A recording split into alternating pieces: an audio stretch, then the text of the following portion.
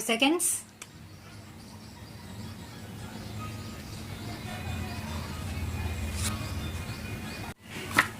Sir, a tax collected by the state for the state GST naturally has to go to the consolidated fund of the state. There is actually a conceptual problem. Where do revenues collected go? What is the mechanism whereby the distribution is done immediately so that the revenue can be collected and somebody sits on it? That is an important aspect that needs to be clarified. So that is what I would like that the Honorable Finance Minister to reconsider the amendment number 3 that he has moved. Secondly, that is an important point. You collect revenue. What is the mechanism and what is the time frame within which it is shared between the states and the center? If you don't have that clarity, then how can you collect revenue which does not go into the consolidated fund? That is not permissible under our constitution. That cannot remain in vacuum, hanging somewhere that amount. Therefore, this is a serious lacuna, according to me, that needs to be addressed. Then, there is another amendment number 4 that has been moved by the Honorable Finance Minister.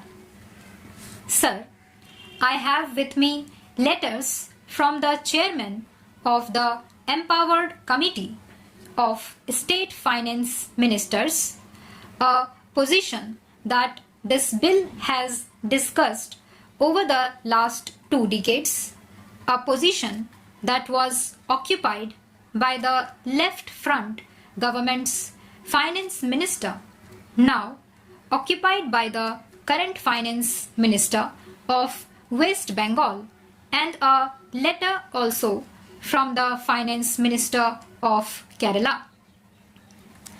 I know letters by the state finance ministers should not normally be read out here. So I am not reading out these letters.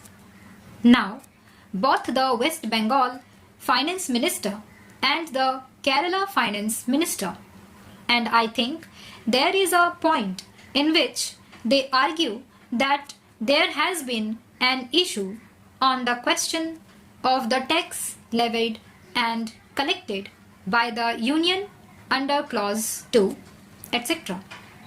This is the newly proposed amendment under the same amendment number 4 of the finance minister to clause 10, whereby this amendment, I am informed, has not been discussed in the last empowered committee meeting of the state finance ministers, and it goes against the decision of the empowered committee of 2014, where it was decided that the residual amount in the IGST shall be shared with the states as per the Finance Commission's formula formulated during financial years.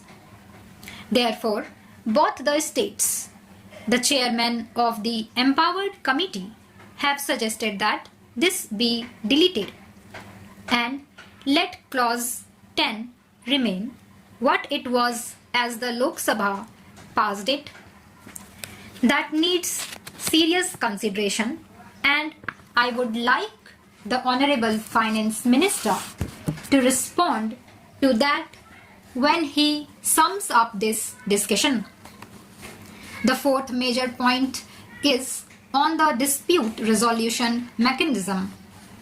Right now, it appears that it is left to the GST Council. They will work out a mechanism. I think a greater thought must be given to that.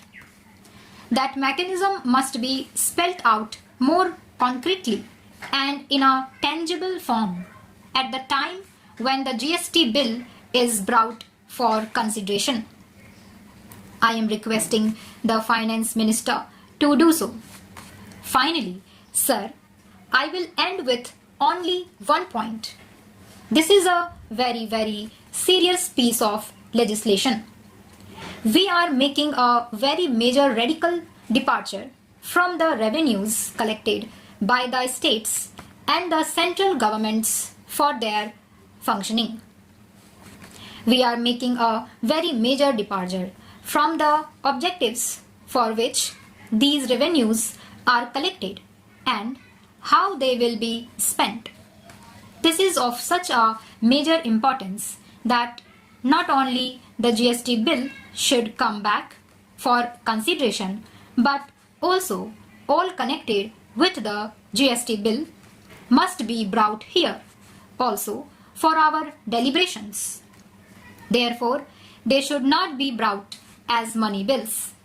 I myself made an appeal to the Finance Minister.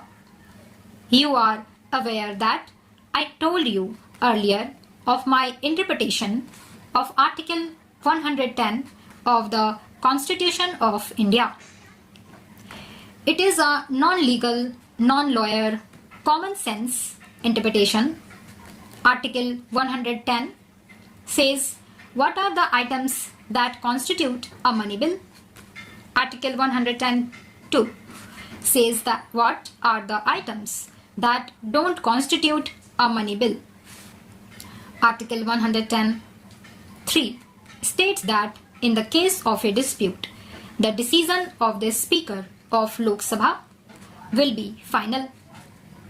Common sense interpretation is that the matters under adjudication of the Honorable of Speaker of Lok Sabha are matters that are not mentioned either in Article 110(1) or Article 110(2). Only then Article 110(3) should come into operation. But now what is happening?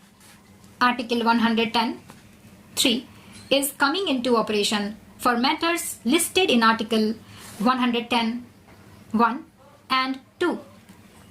I think that is wrong. But anyway, one of our colleagues has taken it to the Supreme Court. Let us wait for the verdict. In that spirit, I had even said this once before. It means that in our indiscretion or hangover from the colonial rule, be correct now. Stop.